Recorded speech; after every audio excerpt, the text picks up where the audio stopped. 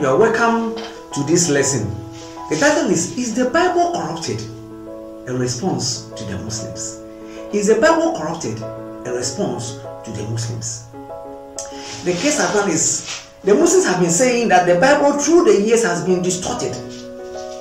And because it has been distorted, it ceases to be called the Word of God.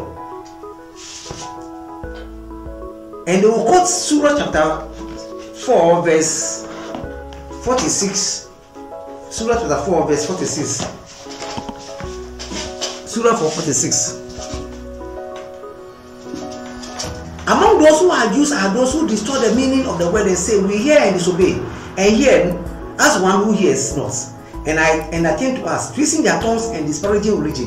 And had they said, we hear and obey and listen and regard us, it would have been better for them and more proper.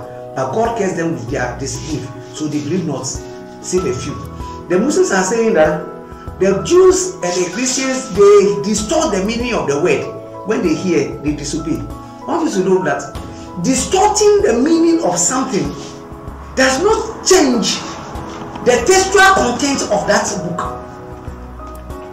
If I hear the word of God, that says the Lord, and then I change what the Bible is saying, it does not affect the text itself. It does not affect the graphe, the logos, or the rhema. No. It is I who is distorting it, but it does not affect the textual contents, the textual evidence. No. Now the Muslims have brought us to a court to prove to people that the Bible is authentic, that the Bible is still the word of God. So we the Christians are the lawyers for the Bible. Hallelujah. Now, some Muslims who have been saying that if we think the Bible is the word of God, we should prove that we should prove in the word of God where it is written Bible in the scriptures or in the Bible. That we should just show to them where they've written the word Bible in the Bible. I want the Muslims to first know that the word, the Bible, is from a Greek root word, Biblia. Ta Biblia or ta Biblos. When we say ta Biblia is the plural of Biblos. And when we say ta Biblia, we are talking about the parchments, the books, the papers. When we say ta Biblion, we are talking about the book singular. When they are all brought together, they are called the book ta Biblion. So the Bible, you don't see Bible written in the Bible. But I can prove to the Muslims where the word is the word or the ta Biblion, which is the word, the book, the parchments, the papers, is written many times in the Bible or in the books. So literally, the Bible means the paper or papers. It means the scroll. Ta Biblion is the plural, like I said. But I have some questions for the Muslims. If the Bible is corrupt, the first question I give to the Muslims is, if the Bible is corrupt, who corrupted it? If the Bible is corrupt, can the Muslims tell us who corrupted it? The second question, when was it corrupted? If it's corrupt, when was it corrupted?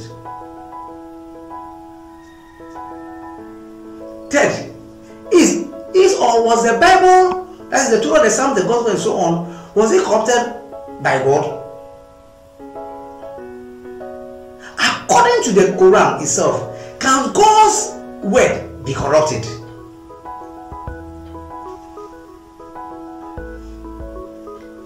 Fifth, if it is corrupted, then do we have to blame human being or accuse God or Allah?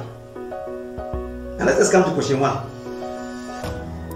If the Bible is corrupt, who corrupted them? The Muslims will really say, oh, it was Apostle Paul.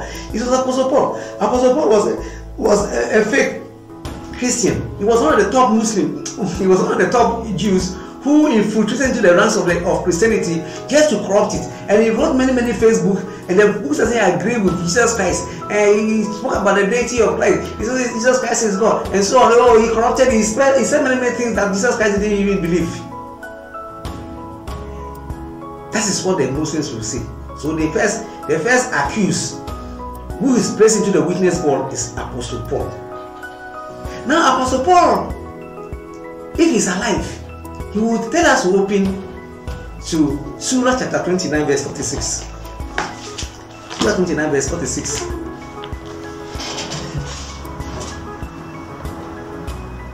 And this is what Surah 29 verse 46 says. Surah 29 verse 46. But say, we Muslims believe in the revelation which has come down to us, and in that which came down to you, that is the Jews and Christians. Our Allah and your Allah is one. Paul is saying that the Muslims themselves, they are saying they believe in the revelation that came down to them. And what came down to the Christians also and the Jews, they believe in it. And Apostle Paul went further in Acts chapter 26 verse 14 to tell us that even if the Quran says that even the Muslims say that they believe in what was given to them, that is the Quran, he wants them, and then he wants them also to know that if they believe in the Quran, and their Quran also believes in the scriptures, he, Paul, said nothing against the scriptures. And Paul spoke about who he is in Acts chapter 26 14 to 18. Acts chapter 26 14 to 18. I read. And when we were all falling to the earth, I heard a voice speaking unto me and saying in the Hebrew tongue, Saul, Saul, why persecutest thou me? It is hard for thee to kick against the pricks. And I said, Who art thou, Lord? And he said, I am Jesus whom thou persecuted.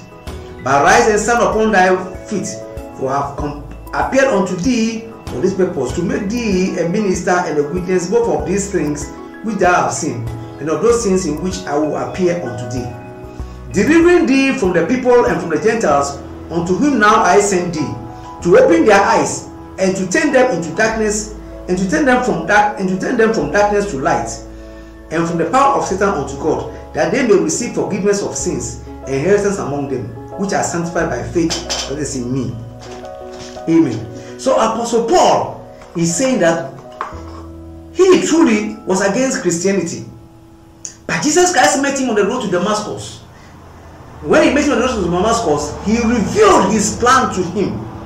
So he, Paul, did not corrupt the scriptures, and the scriptures is not even corrupted. And he, Paul, will want the Muslims to know that he, Paul, at the time he's more than 300 years, he's more than 600 years, more than 500 years older than Muhammad. And if Muhammad carried in his laps, or Khadijah read the Bible to Muhammad, if the Bible was not corrupted during Muhammad's time, then Paul has not corrupted the Bible because he died before Muhammad was born. Now, the second accusation goes to the Council of Nicaea. The Muslims will say that, oh, it was those who met in Nicaea who corrupted the Bible. They and Paul, they corrupted the Bible. That is the second accuse. And let's turn to the Surah again, chapter 2, verse number 136. Surah chapter 2, verse number 136. It reads, we have believed in Allah and what has been revealed to us, and what has been revealed to Abraham, to Ishmael, and Isaac, and Jacob, and the descendants, and what was given to Moses and Jesus, and what was given to the prophets from their Lord. We make no decisions between any of them, and we are Muslims in submission to him. The people of Nicaea, the Council of Nicaea, are saying that the Muslims are saying they believe in Allah and what has been revealed to them, and what was revealed to also Abraham, Isaac, Ishmael, Jacob, descendants of them, Moses, Jesus, and so on. What was revealed to Abraham, Isaac, Joseph, Moses, or Jesus Christ, this is not the Quran. And the Muslims are saying that they believe in it. So the Council of Nicaea is saying the Muslims that their Quran is saying that the Muslims should believe in what was given to Jesus, to Moses, to them. And so the Council of Nicaea, which was formed before Muhammad was born, has not corrupted the Bible. So they should not accuse them of corruption because they agree corrupt the Bible. Because the Bible which Khadijah held, the Bible, the Torah which was read to Muhammad when he was alive, was not corrupted. And it's not corrupted. And they, the council, had been formed. And the people who formed that council have died more than 300 years before Muhammad was born. So that accusation does not hold. Now this is the second question. When was it corrupted? If they say it has been corrupted, the second question to the Muslim is, when was it corrupted? If the corruption did not take place during Moses' time, it didn't take place during Jesus' time, it didn't take place during Paul's time. If Paul didn't corrupt the Bible, if the Council of Nicaea didn't corrupt the Bible, because of it being alive and active during the time of Muhammad, if all these people didn't corrupt the Bible, when was the Bible then corrupted? And then Moses would then say that, oh, the Bible is corrupted because there are many translations of the Bible, King James Version, the New English Translation, the New International Version, and the Good News Bible, and so that has been corrupted. But the funny thing is, we have more than 33 translations and versions of the Quran also.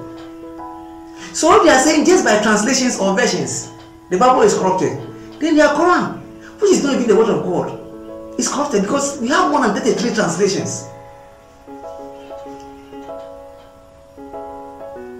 Now let's turn to Surah chapter 3 verse 3. Surah chapter 3 verse 3. It says, we sent down to you the book with truth, confirming what came before it, and in your hands. And he sent down the Torah and the Gospel. Hello? The Surah chapter 3 verse 3 is saying that Allah is saying that, or Muhammad is saying that Allah sent down the book, which is the truth.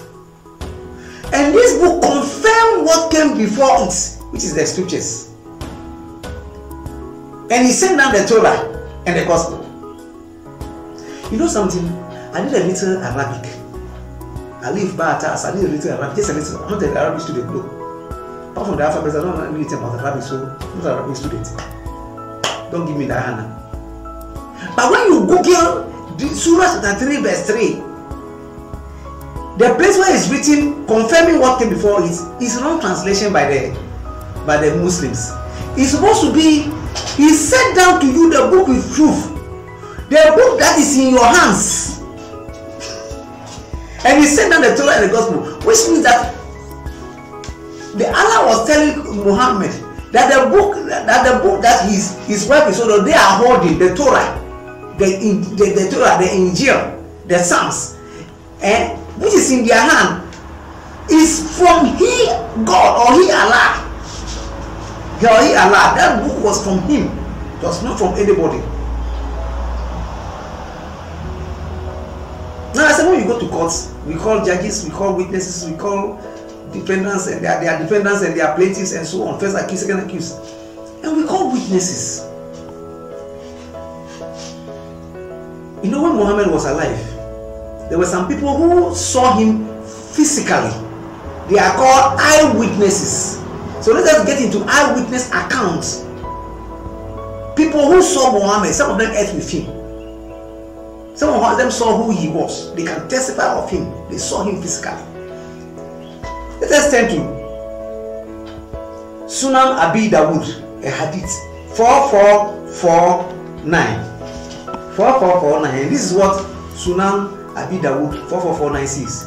It was narrated by Abdullah ibn Umar. He says, a group of Jews came and invited the messenger of Allah, peace be unto him, to cough. So he allowed visit them in their school. They said, Abul Qasim, one of our men have committed fornication with a woman. So pronounce judgment upon them. They placed a cushion for the messenger of Allah, peace be unto him, who sat on it and said, bring, and then Allah said, and then Muhammad said, bring the Torah. It was then brought. He then withdrew the cushion from beneath him and placed the Torah on it, saying, I believe in thee and in him who revealed thee. He then said, bring me one who is there among you. Then a young man was brought. The transmitter then mentioned the rest of the tradition of story, similar to the one transmitted to Malik from Nafi, number 4431. Amen.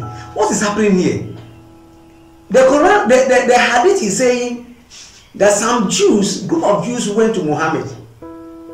They called Muhammad. So Muhammad came to them. When Muhammad came to them, they said one Jew called Abdul Qasim has committed fornication with a woman. So they were asking Muhammad, he should also advise them what should be the judgment. So before Muhammad sat, they put a cushion on the chair. And when Muhammad sat down, Muhammad asked for a Torah. Muhammad said, bring the Torah. If you have a Torah, bring the Torah. So he brought the Torah. And Muhammad held the Torah in his hand. And then he removed the cushion he was sitting on. And he placed the Torah on the cushion. And then Muhammad said this word, I believe in thee. And I believe in the one who revealed this, speaking to the Torah. Muhammad is saying that he believed in the Torah. I believe in you. And I believe in the one who revealed you.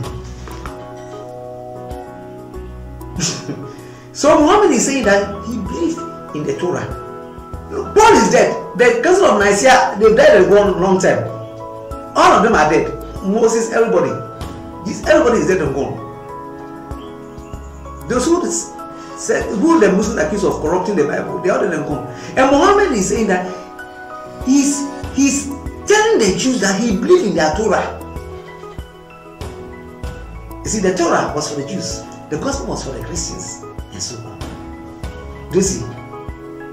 So he says he's believing in their Torah. If the Torah was corrupted, if the gospel was corrupted, Muhammad will not tell the Jews who the Torah was written to give the Torah to him. And he swore by the Torah before he had gave his judgment and told them what they should do to the fornicator. So the eyewitnesses, the first eyewitnesses concerning the case at hand are saying that even Muhammad said the Quran, said the Bible is authentic, it's not corrupted.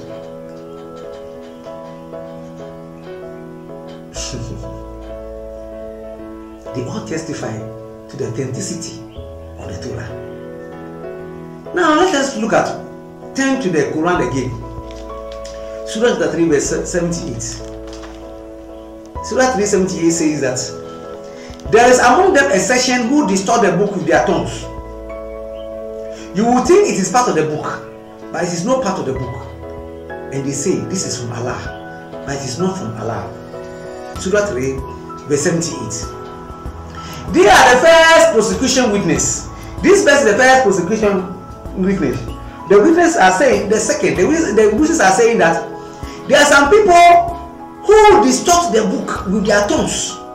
And they are saying the Christians have been distorting the Bible with their tongues. And they will say, oh, you think what they are saying is part of the book. Christians don't distort the Bible with their tongue. You know, it is rather the Muslims. You know, the Bible was written down. The Quran was in the mind of people, and then they compiled it. So Uthman was saying that some people, when they were reciting the Quran, they distort it with their tongues.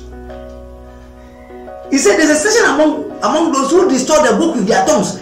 You see, because the things that Muhammad, they imbibe what Muhammad said into their mind.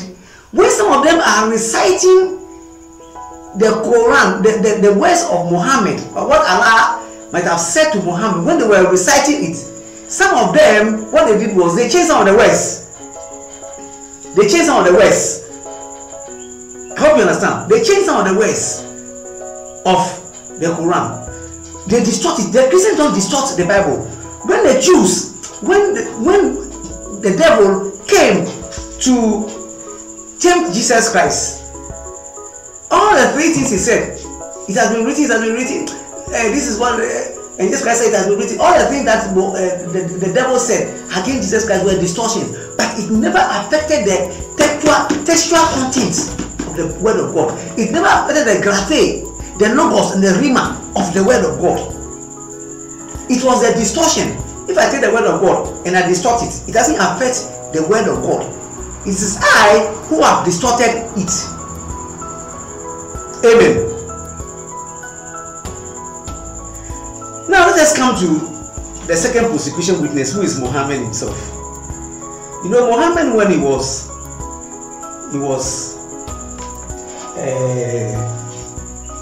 he said he had a vision in a cave. When he had a vision in the cave, he said somebody beat him 3 times. He said he should read. He said, I cannot read. The person forced him to. He said, I cannot read. He beat him to the extent that he had to run away and hid under the cloth of his wife Khadijah. And Muhammad said that to the extent that a time came, he even wanted to commit suicide. And he told his wife that he thinks he's demon possessed. And Khadijah told him that no, they went and saw his in-law, Waraja. And Waraja said, oh, no. The person speaking to you is Angel Gabriel. So Muhammad was told that anytime the person who speaks to you in the cave is not a demon. Muhammad said it was a demon. He said it was Angel Gabriel. So Muhammad who had the Quran first doubted the Quran because he said it was a demon who spoke to him. Because the person keeps on beating him every time that he wanted to commit suicide. It happened for about 3 years. So according to Muhammad's own words, it was a demon who was speaking to him.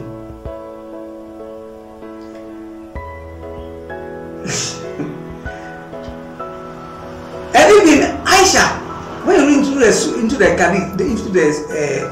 hadith, even Surah Aisha, the second wife of Muhammad, he says that sometimes Muhammad, for about 1 year, since he was having sex with his wife, but he was not having sex with them.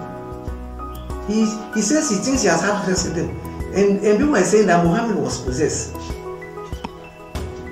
And if we think what I'm saying is just fabrication, let us turn to the surah. Because the people are saying Muhammad was possessed. And if Muhammad was possessed, they were accusing Muhammad that what he was saying, it was demons who was giving him the books. And if you think I'm fabricating, let us go to the surah. Let us go to the Quran. I'll give you evidence from the Quran. Surah chapter 81, verse 22. It reads, you see, when we were accusing Muhammad of demon possession, Muhammad that demon Muhammad told them that Allah said, oh no, your compatriot Muhammad is not mad. He saw him, the bracket Gabriel, on a clear horizon. He does not grudge the secrets of the unseen, nor is this the utterance of an accursed devil. You see, the surah is saying that Muhammad is not mad though. He is not mad. He had been seeing Gabriel on the horizon. And what Gabriel has been telling him, it is not from a demon or a devil. You see what the Quran is saying. So those who accuse Muhammad of demon possession, the Quran is even in the Quran. I'm not saying this. I'm not saying this.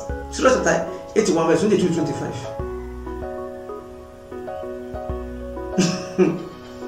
Question number 4. Is the Bible, the Torah, the Psalm, the Gospel, is it not from God? I ask the Muslims. Surah chapter 3, verse 85 says, behold, Allah took the covenant of the prophet, saying, I give you a book and a wisdom. Then comes to your messenger, confirming what is with you. Do ye believe in him and render him help? Allah said, do ye agree and take this man covenant as binding on you? They said, we agree. He said, then bear witness that I am with you among the witnesses. Now what is the Quran 3:85 saying? He said that Allah had a covenant with the prophets, that is Moses and so on, and he gave them the book of wisdom also, that is talking about the book of Solomon, Psalms, Ecclesiastes and so on. And then when he gave them the covenants, he said the covenant is binding unto you. He asked, then Allah asked them, do you agree? And then they said they agree. The covenants and so on is talking about the Quran, talking about the Bible. So the covenants, the book of wisdom, the books of wisdom and so on, the Quran is saying that they are from Allah.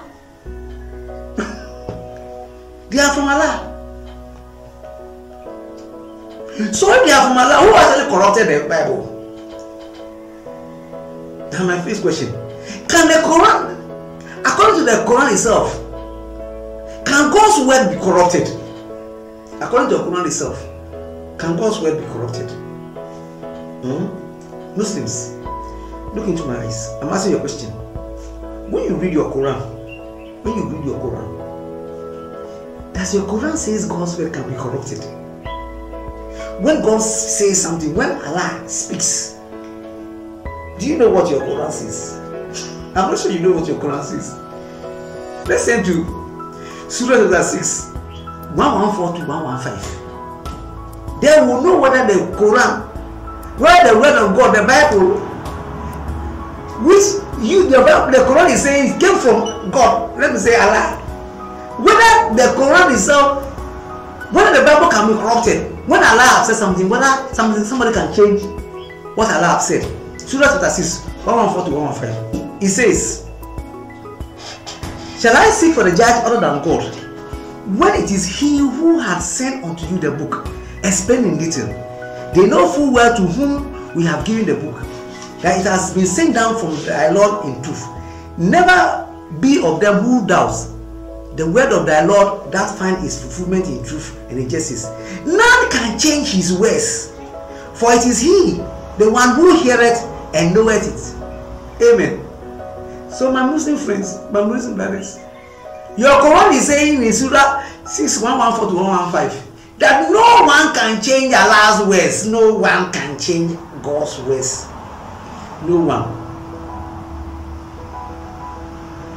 Now if you have read the Quran, let us go to a hadith.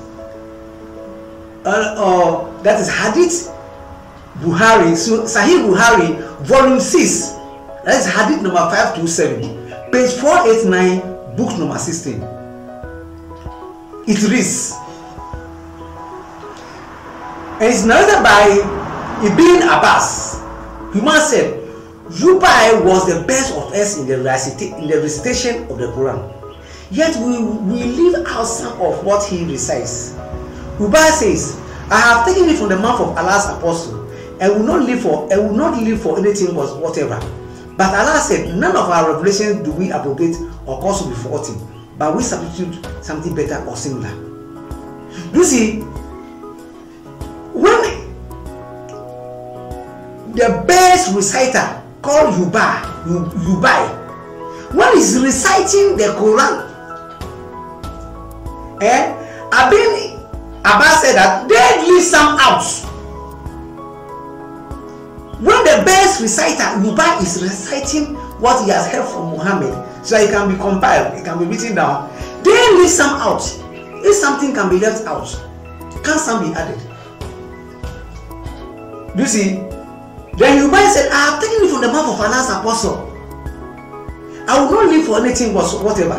He Yubai is saying that what he's saying is from Allah. But the people who are compiling the Quran, the Buhari, the Sahih Buhari is saying that when Yubai, the best reciter, is reciting, those who are compiling they decide to leave some out. So your Quran, when it was being compiled by the compilers, they decide to leave some out. Now if something can be left out, can some be added by the compilers? Can they decide to add some? And that is why Uthman, when he was compiling, he did the first compilation of the Quran 2 years after Muhammad's death, which was completed 20 years after his death. When he was compiling the Quran, what did he say? He had to burn some of the Quran, because to him some of the words did not agree with what he thinks should be part of the Quran. Uthman, he had to burn some of the manuscripts. So the present Quran that you are holding, I can bet you that some of the words in the Quran are not even from Muhammad. Some of the words are from Uthman, and some of the words are from those who compiled it, the reciters, the compilers. You see, when they finished compiling, and then when they came to Uthman, the compilers added their version, they removed some, and then they came to Uthman. He also decided to put what he thinks should be in the Quran. Those he thinks should not be in the Quran, he threw them away, he bent them. So according to even your Islamic books, the Quran is rather corrupted. They are not the words of your Allah. What Muhammad, if Muhammad was alive right now, I bet you, my Muslim brother, he will crush all of you.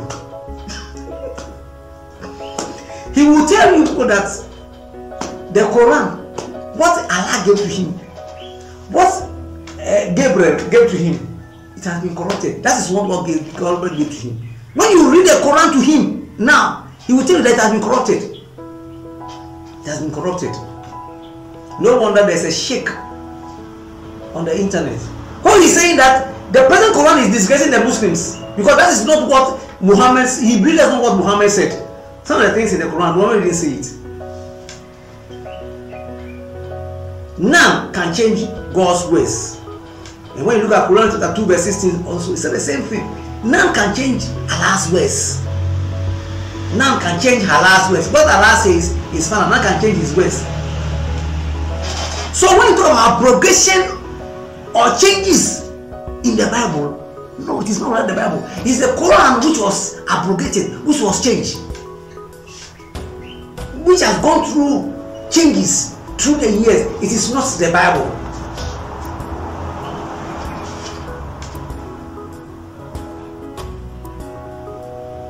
You know something? If the Muslims accuse the Bible of being corrupted and changed, then they are saying that the Quran is rather false. Because in the Quran, they are saying that Allah, that God's word cannot be changed. So anytime the Muslim speaks against the Bible, tell him that he's rather speaking against his Quran. He's speaking against his Allah, or he's speaking against God. Because in their Quran, no, the Quran is saying that nobody can change Allah's ways. Nobody can change God's ways. Nobody can change God's ways. Nobody can change Allah's ways. Let us read Surah chapter 64, verse number 10. Surah 64, verse number 10. It says, "But as for those who disbelieve and denounce our revelation, these are the inmates of fire, dwelling therein forever. And what a miserable fate." Verse 11, "No disaster occurs except by God's leave. Whoever believes in God, he guards his heart. God is aware of everything." So Surah chapter 64 verse 11, it says that, from the verse 10, it says that, you see, those who disbelieve and denounce revelation, they are like residents or tenants of fire or hell. Because no disaster can occur to God's word except God gives permission. Verse 11, no disaster occurs except by God's leave or God's permission. So Muslims are saying that if the Bible is corrupted, it means it was God who actually corrupted the Bible. And God is aware. That is what your Surah 64 verse 10 is saying. And does God give permission for his word to be corrupted? Because your Quran says that the book which was with Muhammad put his son on the Torah. He said that this is from God, and he believed in the one who sent that book. He said that the gospel, the Injil, the gospel, the Psalms, the Torah are all of God, which was given to Jesus, and so on, which was with Jesus, Paul, and so on. Council of Nicaea. Everything there was not corrupted, and that is what your Surah is saying. No disaster occurs except by God's leave. When it came to the abrogation of the Quran, it is rather Muhammad who is the first accused. Who is the first accused? And I want you to read this hadith. I want you to listen to this hadith to see how Muhammad corrupts or changes his own ways. You see, there's something about Muhammad. If Muhammad says that Allah have given him a word, maybe eat wachi, and then in the eating of the wachi, and then decide this. Oh, when the wachi, Muhammad, Allah give me another word. He said, "Don't eat wachi, eat jollof rice." Muhammad is somebody who has been abrogating his ways. He can say Allah spoke to him right now, in 30 minutes or 1 hour time, or the following day, he will abrogate it. And there are many abrogations in the hadith. And the Muslim, you understand what I'm saying? There was no place in the Bible which was abrogated. So when you talk about abrogation or corruption, it is right in the Quran.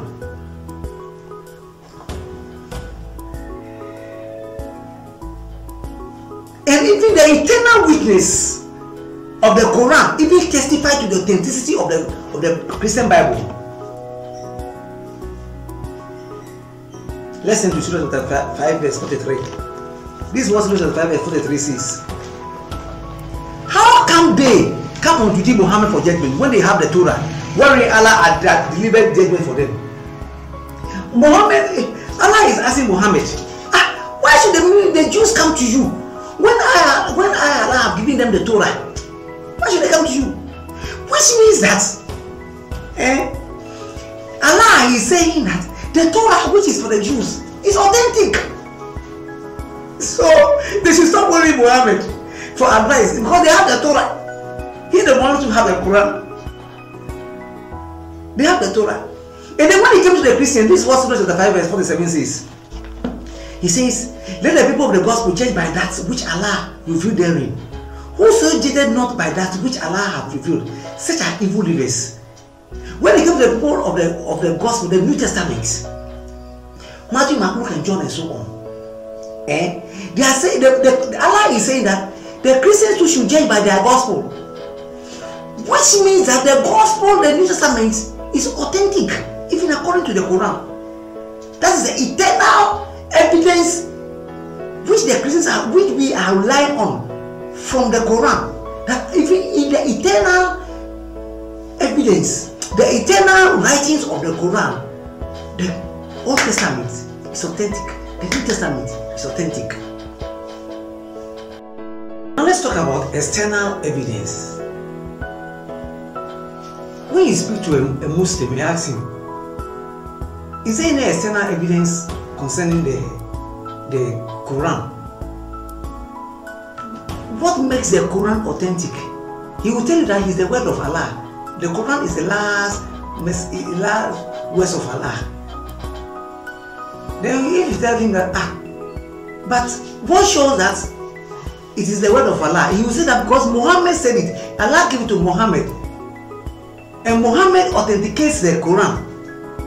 And now if you ask him what shows that Muhammad is the last messenger, he says because the Quran says it. So Muhammad authenticates the Quran and Quran authenticates Muhammad. That is Islam. It has no external evidences. Everything is Muhammad authenticating the Quran, Quran authenticating Muhammad. It makes me remember a certain West African country where the executives determines the salary of the legislature, and the legislature determines the salary of the executives. You see, you wash my hands, I wash your hands. But the Bible has external evidences. And do you know the first external evidence? Do you know the first external evidence? The first external evidence is the Quran itself. Yes, because the Quran authenticates the scriptures. You see, the Bible doesn't speak about the Quran. He hasn't got time for the Quran. But the Quran, for it to determine, for it to be able to be led by people and to have authenticity, it keeps on taking a little from the Bible and absorbing it into itself to formulate the theory, the theology of the Quran. The Quran gives evidences that the Bible is the word of God. That's the first external evidence. The Quran. The second external evidence are historians like Josephus, Pliny, Tacitus, and so on. There are people who have spoken about the Bible and said the Bible is the word of God. They have testified about the Bible. They are external evidences. They are not Christians. They are not people of God. Many books, many men, many people have testified about Jesus Christ and say he is somebody who is great. Somebody who is great. That's the things that the Bible that I talk of concerning external evidences. There's a man, he's also a Christian. He wrote a book about Muhammad, and the book is called Sirat Rasulallah, and that's the title of the book, Sirat Rasulallah, which translates the life of Muhammad. This man was one of the first people, the earliest people who wrote about Muhammad. There is something that this man said concerning the Bible. He said, anytime you see the word gospel written in the Quran, it's in reference to the New Testament of the Christians. Hello? Ibn Ishaq, that's the name of the man. Ibn Ishaq is saying that anytime you see in the Quran the gospel, it simply means the New Testament. Amen. This man says that when you read the book of John, and so whatever is written about the book of John, the Apostle John, whatever he wrote about the gospel, it is a testament of Jesus. It is a testament of Jesus. That was what the Bible calls the book of Jesus, the testament of Jesus. And this man, Ibn Ishaq, referred to Apostle John and the gospel he wrote as what? The book of Jesus. Hallelujah. Now let's get the third external evidence. It is archaeological evidences. The Bible is not only what I hold, is not only what I hold in my room or in my library or in various churches and so on. This one. The Bible has been found many years ago in the Dead Sea Scroll. The Dead Sea, which is known as the Dead Sea Scroll. Archaeologists have, in doing their archaeological works, they were able to find the books of Ezekiel, Isaiah, and so on. There's not a single manuscript or a single page of the Quran found anywhere. There is no place. There's not a single page of a Quran found. There's no archaeological finding of the Quran. And there's no external evidence. But the Bible has manuscripts. Many manuscripts have been found concerning the Bible. And that manuscripts all agree with the Bible that we presently use. The Bible is not corrupted. The Bible is not corrupted. My dear Muslims friend, you claim the Bible has been corrupted. You accuse Paul. You accuse the Nicene, the Council of Nicaea. You accuse us of having many translations, forgetting that you have more than 33 translations. I want you to know, don't continue to fight against the priests. Jesus Christ told Saul, who became Paul, he has come to carry your burden. You don't need to continue to argue. As I remind you that your Quran says that you should not argue with us. And your Quran says that anytime you are confused, you don't understand anything in your Quran, come and contact the people of the scriptures. Come and contact the people of the book. And the people of the book will explain to you what you don't understand in your Quran. May God bless you. You have been arguing too long, for too many years. I want you to hand over and know that the word of God that you've been fighting all these years, the Bible, is authentic. I have enumerated and compared the Bible and contrasted the Bible with the Quran. And I'm telling you, the Bible is the word of God. It is not corrupted. But the Quran is just a compilation of what were in people's mind. Some were added, some were subtracted. Some were added, some were subtracted. Give your heart to Jesus Christ. As I pray for you, that God will bless you. In the name of Jesus Christ. Join me in my next lesson. Amen.